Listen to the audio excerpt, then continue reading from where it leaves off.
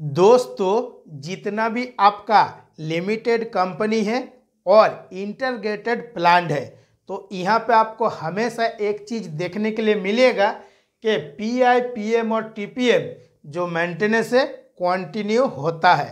तो इससे आखिर फ़ायदा क्या है और पीआई, पीएम और टीपीएम किस तरह से करना है, आज दोस्तों मैं जिस तरह से आप लोगों को पॉइंट टू पॉइंट बताऊंगा, आपके अंदर में कुछ डाउट भी नहीं रहेगा, बिल्कुल डाउट क्लियर हो जाएगा। जब भी आप किसी लिमिटेड कंपनी या इंटीग्रेटेड प्लांट में काम कीजिएगा, तो यहाँ पे आपको एक चीज़ ज़रूर देखने के लिए मिलेगा कि जो आपका 1 तारीख से लेके 30 तारीख तक इसमें आपको कितना प्रोडक्शन निकाल के देना है ना, 40,000 टन आपको प्रोडक्शन निकाल के देना है। 40,000 टन प्रोडक्शन से ज़्यादा होगा तो आपको क्या मिलेगा ना, इंसेंटिव मिलेगा। तो इंसेंटिव 40,000 टन से ज़्यादा होगा तभी मिलेगा, अगर उससे कम हुआ तो किसी भी हाल में आपको इंसेंटिव नहीं मिलेगा। तो इंसेंटिव ज़्यादातर हम लोगों को 3,000, 4,000, 5,000, 6,000 तक मिलता है।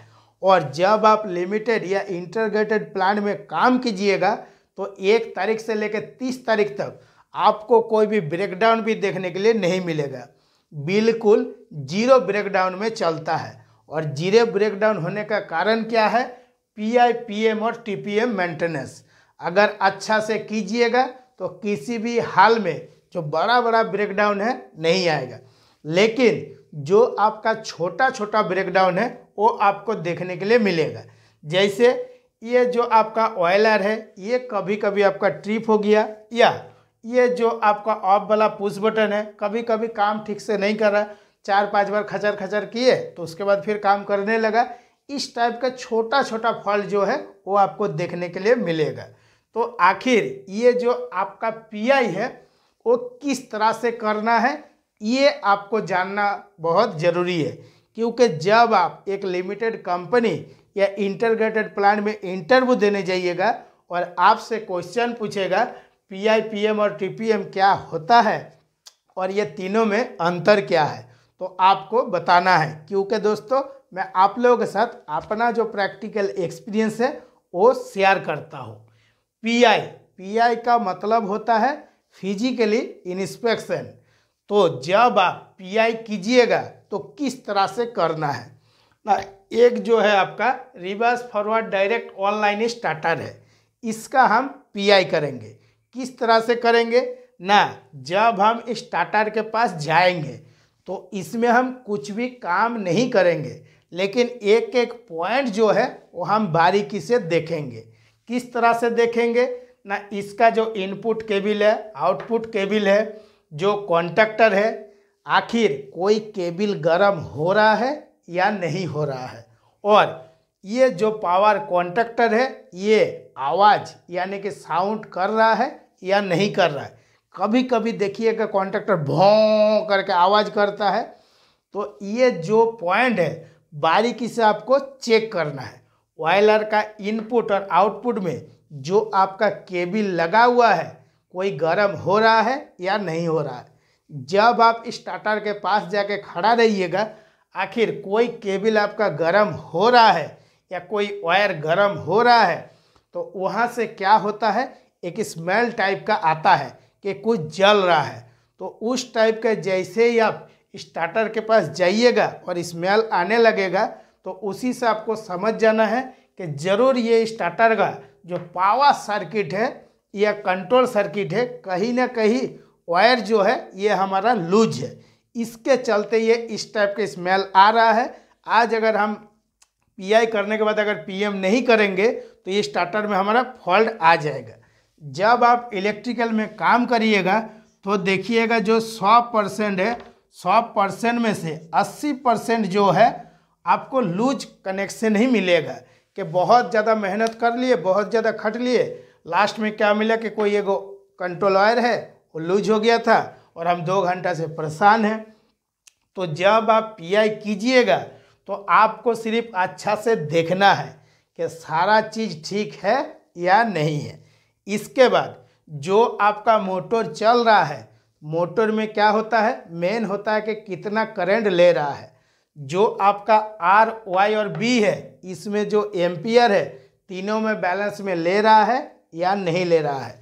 अगर अनबैलेंस एम्पियर ले रहा है तो उसी टाइम आपको समझ जाना है कि ये जो मोटर है इसमें ज़रूर कुछ ना कुछ फॉल्ट है, तभी ऐसा अनबैलेंस करंट हो रहा है।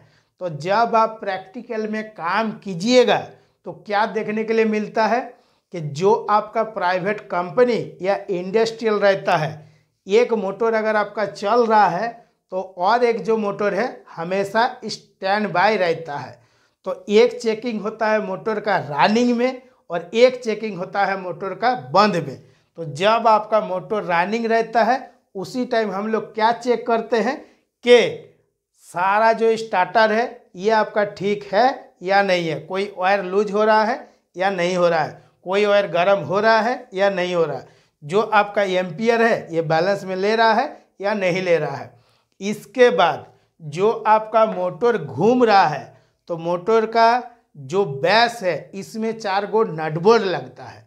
मोटर में वाइब्रेशन है या नहीं है, जो वाइब्रेशन है इतना खराब होता है, जो बहुत बड़ा बड़ा मशीन है उसको भी बर्बाद कर देता है। इसीलिए आज मैं एक छोटा छोटा करके एग्जाम्पल देकर समझा रहा हूँ। जब मैं वाइब्रेशन के बारे में समझाऊंगा तब आपको पता चलेगा कि वाइब्रेशन जो है वो मशीन के लिए कितना डेंजर है। क्योंकि जो प्राइवेट कंपनी है इंडस्ट्रियल, इसमें हम लोग किस में काम करते हैं, मशीन में काम करते हैं, और मशीन में अगर कोई वाइब्रेशन आ जाएगा वो मशीन को बर्बाद कर देगा। तो पीआई में आपको सिर्फ अच्छा से चेक करना है, मतलब फिजिकली इंस्पेक्शन। अगर आपका जितना अच्छा रहेगा उतना कम ब्रेकडाउन आने लगेगा। काहे का आप ब्रेकडाउन आने से पहले ही चेक कर दिए कि इसमें क्या क्या फॉल्ट आने वाला है। इसके बाद पीएम का मतलब होता है प्रिवेंटिव मेंटेनेंस। तो आखिर ये जो प्रिवेंटिव मेंटेनेंस है ये किस तरह से करना है।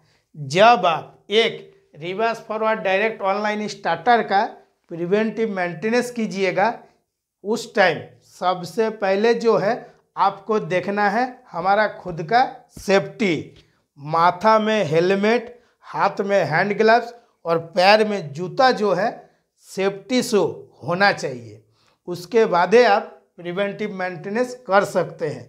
जो लिमिटेड कंपनी है और इंटीग्रेटेड प्लांट है, कंपनी के तरफ से माथा में, सर में हेलमेट, हाथ में हैंड ग्लव्स और सेफ्टी शू बिल्कुल फ्री रहता है।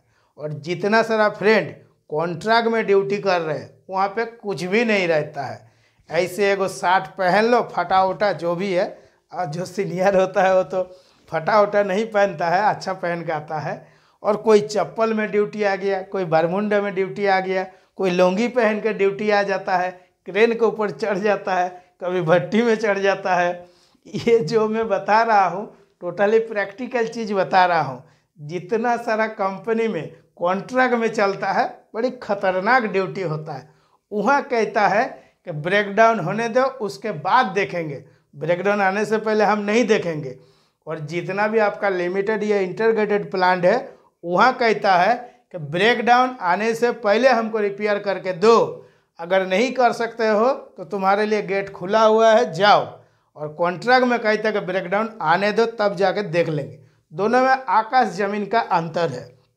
अभी ये जो आपका पीएम है, पीएम करने का टाइम आप अपना पूरा सेफ्टी ले लिए ना। ये जो सर में आप हेलमेट पहने हैं इससे आपको क्या सेफ्टी मिल रहा है ना, जो आपका छोटा मोटा एक्सीडेंट आने वाला है उसको रोक सकता है। बड़ा चीज़ को किसी भी हाल में नहीं रोक सकता है। छोटा मोटा मतलब सर के ऊपर में कोई कारण से एगो नट बोल्ट गिर गया या कोई एगो वाशर गिर गया, कोई पत्थर गिर गया, तो ये जो सर है इसको प्रोटेक्ट कर सकता है। मतलब ये जो हम लोग का सर है, माथा है, इसमें कुछ भी खतरा नहीं हो सकता और खतरा होता भी नहीं है। छोटा ही चीज़ गिरता है, कभी बड़ा चीज़ नहीं गिरता है। बड़ा गिरेगा तो उसी टाइम स्पॉट डेथ हो जाता है। इसीलिए हेलमेट का काम है छोटा मोटा एक्सीडेंट से आपको बचाना। और हाथ में जो हैंड ग्लव्स पहने हैं ये किस लिए पहने हैं कि जब आप पावर सर्किट में काम कर रहे हैं, आपको कॉन्फर्म है कि यहाँ पे पावर नहीं है, तब भी क्या होता है, कभी कभी शॉर्ट मार देता है। अगर खाली हाथ में रहिएगा तो, और सेफ्टी शू पहना हुआ नहीं रहिएगा तब।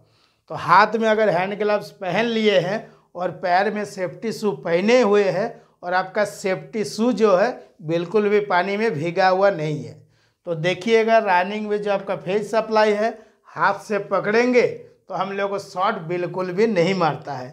जितना भी ITI इलेक्ट्रीशियन है सबको मैं चेक करवाता हूँ फर्स्ट टाइम प्लांट में आने के बाद कि फेज को पकड़ो। फेज को जब पकड़ के टेस्टर से चेक करता हो तो पूरा शरीर में टेस्टर जलता रहता है, तो उसी टाइम कंफर्म करते हैं कि आपको शॉर्ट मार रहा है। बोलता है बिल्कुल भी नहीं। किस लिए नहीं मारता है कि यहाँ पे जो हम फेज पकड़े हैं तो मेरा यहाँ पे तो ठीक है बता रहा है, लेकिन एक तरफ से अगर आ रहा है तो दूसरा तरफ से जाने का रास्ता भी चाहिए, लेकिन सेफ्टी शू पहने हुए है उसको जाने का रास्ता नहीं मिल रहा है, इसीलिए हम लोग शॉर्ट नहीं मार पा रहा है। और जूता अगर भीगा हुआ रहेगा और जब आप छुइएगा तो हिला कर रख देगा, ये 230 वोल्ट में ही। लेकिन ये जो सेफ्टी शू है वो आपको पहन के काम करना है। और जो लिमिटेड या इंटीग्रेटेड प्लांट है यहाँ पे एक सेफ्टी डिपार्ट रहता है, करोड़ों रुपया खर्चा होता है कि आपके माथा में जो हेलमेट है वो अगर पहन के काम नहीं कर रहे तो 1000 रुपया फाइन, हाथ में हैंड ग्लव्स नहीं पहने हैं 500 रुपया फाइन, सेफ्टी शू अगर पहन के नहीं आए हैं तो 2000 रुपया आपके ऊपर फाइन लगा देगा। तो आप जब भी कभी प्रैक्टिकल में काम करिए तो खुद से आप अपना पहले सेफ्टी देखिए। सेफ्टी किस लिए बोला जाता है कि आपके लिए आपका जो फैमिली है वो कंटिन्यू इंतज़ार कर रहा है, और प्लांट में आने के बाद अगर आपका कुछ हो जाएगा, जो आपका सीनियर है, जो आपका दोस्त है, जो आपको बोलता है कि आपके लिए मैं जान तक दे सकता हूँ, जब आपका कुछ हो जाएगा 1 महीना 2 महीना 3 महीना आपको याद रखेगा। 3 महीना बाद चाहे सीनियर हो या जूनियर हो या कितनों भी जिगरी यार हो, सब भूल जाता है। वो कभी कभी याद आता है, वो तो सभी जानता है, इसीलिए सेफ्टी होना बहुत ज़रूरी है। तो PM का मतलब हुआ प्रिवेंटिव मेंटेनेंस। जब आप प्रिवेंटिव मेंटेनेंस कर रहे हैं तो उस टाइम इसका जो इनपुट सप्लाई है इसमें आपको ध्यान से काम करना है, और इसका जो आउटपुट का केबल है, जितना भी वायर है R, Y और B दोनों, जो आपका फॉरवर्ड का पावर कॉन्टैक्टर है और रिवर्स का पावर कॉन्टैक्टर है, इसमें जितना सारा केबल लगा हुआ है एकदम मोटो टर्मिनल तक, एक एक वायर को बहुत बारीकी से आपको टाइट करना है। क्योंकि आप लोगों को तो ऑलरेडी हम क्या बताए हैं कि 100 में से 80% लूज कनेक्शन के वजह से आता है। इसके बाद जो आपका मोटो टर्मिनल है, यहाँ पे जो आपका 6 गो लीड है और केबल है, एकदम बारीकी से बहुत अच्छा से टाइट करना है। और अगर आपके पास जो आपका काम करने आए हैं तो इसके लिए क्या होता है, टूल्स भी लेना पड़ता है। और इतना ज़्यादा बोलेंगे तो वीडियो काफ़ी बड़ा हो जाएगा, इसलिए थोड़ा शॉर्टकट तरीके से बता रहा हूँ। जो आपका मेगर है और मल्टीमीटर है, मल्टीमीटर में आपको मोटर का रेजिस्टेंस वैल्यू चेक करना है और मेगर से आपको इंसुलेशन रेजिस्टेंस वैल्यू चेक करना है। किस में करना है ना, PM में करना है, प्रिवेंटिव मेंटेनेंस। और ये जो पावर सर्किट है इसमें जितना सारा केबल है सबको अच्छा से चेक कर लेना है, टाइट है या नहीं है। जो आपका फॉरवर्ड और रिवर्स का पावर कॉन्टैक्टर है, इसका ढक्कन खोल के देख लेना है कि किट हमारा सही है या नहीं है। अगर कोई किट के ऊपर आपको थोड़ा सा डाउट है, उसी टाइम आपको चेंज कर देना है। इस तरह से मेंटेनेंस करना है कि जब भी हम स्टार्टर का मेंटेनेंस करें 7 दिन 10 दिन 1 महीना 2 महीना 3 महीना तक कंटिन्यू चले और इसमें कुछ भी फॉल्ट ना आए। प्रैक्टिकल में क्या होता है, कुछ कॉन्टैक्टर जो है ऊपर से ढक्कन खुलता नहीं है, उसका किट हम लोग देख नहीं सकते हैं। लेकिन इसमें क्या होता है, जब आप मेंटेनेंस करने जाइएगा, कॉन्टैक्टर आवाज़ कर रहा है और पुश बटन दबा के जब अच्छा से चेक करिएगा तो आपको इतना अंदाज़ा लग जाता है कि ये जो हमारा कॉन्टैक्टर है ये ज़्यादा दिन नहीं चलने वाला है, इसीलिए ब्रेकडाउन आने से पहले ही चेंज कर दो, कभी इसमें ब्रेकडाउन नहीं आएगा। इसके बाद ये हो गया आपका पावर सर्किट का चेकिंग, ठीक है। जब आप पीएम कर रहे हैं तो इसके बाद ये जो कंट्रोल सर्किट का है, कंट्रोल सर्किट का काम किस तरह से करना है इसका भी थोड़ा सा प्रोसेस समझ लेना है, तब क्या होगा आपके अंदर में कुछ डाउट नहीं रहेगा। जो आपका स्टील इंडस्ट्रीज है या प्राइवेट कंपनी है, यहाँ पे आपको क्या मिलेगा, 100% में से 99% जो है वो नेगेटिव सोच वाला मिलेगा। तो ये नेगेटिव सोच वाला से आपको बच के रहना है। जब आप पीएम करने फर्स्ट टाइम जाइएगा तो पहले ही जाकर आपको क्या करना है, जो आपका कंट्रोल सर्किट है इसको आपको एक बार चेक कर लेना है और चेक करके देखना है कि हमारा ठीक से कंट्रोल सर्किट काम कर रहा है या नहीं कर रहा है।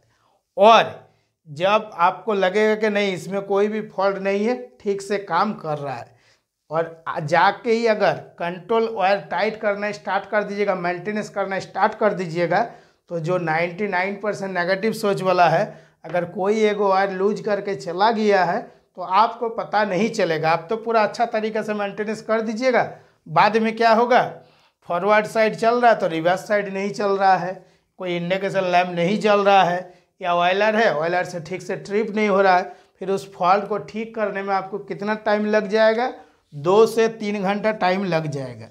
और जो आपका सीनियर है जो आपको काम करने के लिए भेजा है वो आपसे पूछेगा एक स्टार्टर का मेंटेनेंस करने में 2 से 3 घंटा लगता है क्या, तो आपको जवाब देना पड़ेगा। लेकिन आप जब फर्स्ट टाइम में कंट्रोल सर्किट चेक कर लीजिएगा तो आपको और कोई टेंशन नहीं, बिंदास होकर मेंटेनेंस कर सकते हैं। जब आप पावर सर्किट या कंट्रोल सर्किट का मेंटेनेंस कर रहे हैं तो उस टाइम आपको एक हैंड ब्लोअर लेके जाना है जिससे हवा निकलता है। तो पहले जाके ये जो आप चेक कर लिए, करने के बाद इसको एयर प्रेशर से, यानी कि जो ब्लोअर से एयर प्रेशर निकल रहा, हवा निकल रहा है, उससे इसको अच्छा से क्लीन करना है। क्योंकि ज़्यादातर आप देखिएगा इलेक्ट्रिकल में जितना ज़्यादा अच्छा साफ सफाई रहेगा उतना कम ब्रेकडाउन आएगा, और जितना ज़्यादा अचरा कचरा करके रखिएगा कभी ना कभी 100 में से 100% जो है वो आपको धोखा दे देगा। इसलिए पूरा साफ़ सुथरा करके चिकना कर देना है। और इसके बाद जितना सारा कंट्रोल वायर है एक एक वायर पकड़ के बारीकी से आपको टाइट चेक करना है। इतना क्या हुआ, ये हो गया आपका टोटल पीएम। और पीएम का फुल फॉर्म तो ऑलरेडी आप लोगों को पता है, प्रिवेंटिव मेंटेनेंस। इस तरह से दोस्तों जो लिमिटेड कंपनी है या इंटीग्रेटेड प्लांट है इसमें मेंटेनेंस होता है। और भी बारीकी से मैं बोल सकता हूँ लेकिन बहुत लंबा हो जाएगा वीडियो, इसीलिए नेक्स्ट वीडियो में मैं आप लोगों को टीपीएम के बारे में बताऊंगा।